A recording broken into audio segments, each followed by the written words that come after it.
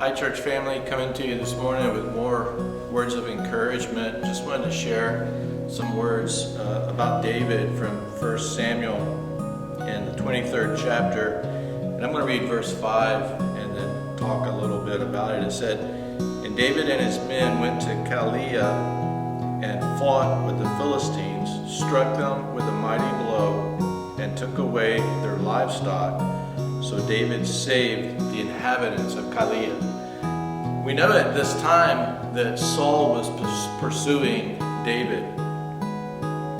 Saul was jealous of him because people began to favor David because of David's faithfulness and because he was a warrior and a mighty man.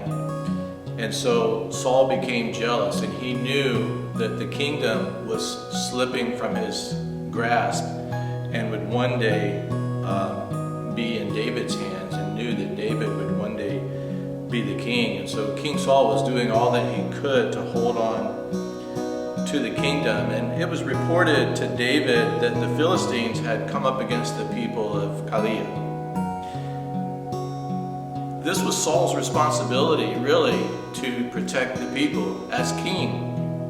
That was his responsibility, to take care of them. But we know that Saul was being negligent in his responsibilities. Why was he being negligent? Well, he was greatly distracted by the jealousy and by the concern over losing the throne.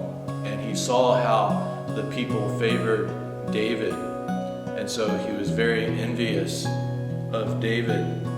And you know, we can become that way too when we take our eyes off of the Lord and we look at other people who maybe are receiving favor from others, and we begin to want what they have.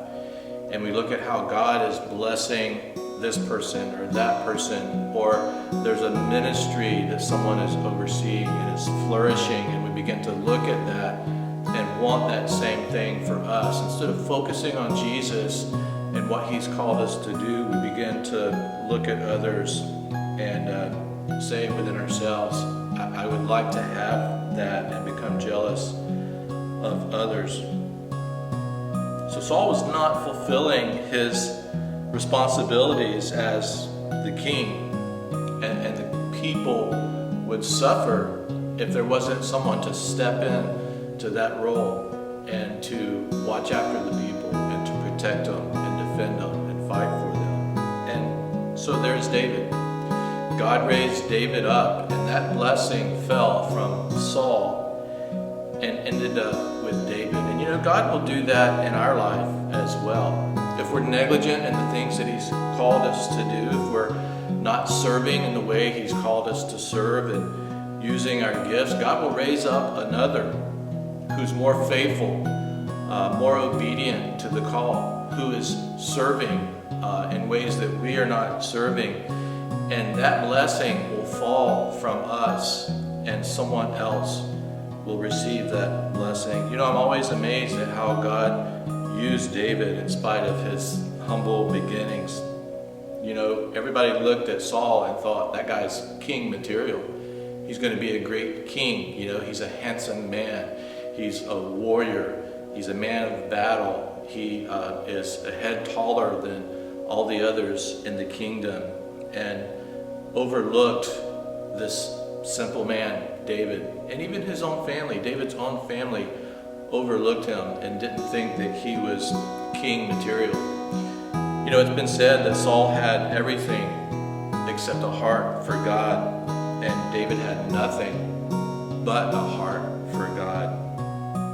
And God can do a lot with that. God can work with that if we have a heart for Him, desire to be used by Him, and if we're faithful and obedient to the call that He's given us. So David saw a need here, but he also prayed about that need. There's 3 times in chapter 23 of 1 Samuel where it says either David inquired of the Lord or that he prayed to the Lord. So he saw a need, he prayed about the need, and the Lord told him to go. And so David went, and we see that David was victorious in the battle. So my encouragement to you today is, if you see a need, pray about it. God may use you in a great way to meet that need in someone's life. He may say to you, after you pray about it, to go, and you can be used by Him in a great way. And may we find ourselves over this next week just being obedient and faithful to the things that God has called us to do, and helping to meet the needs of others. God bless you.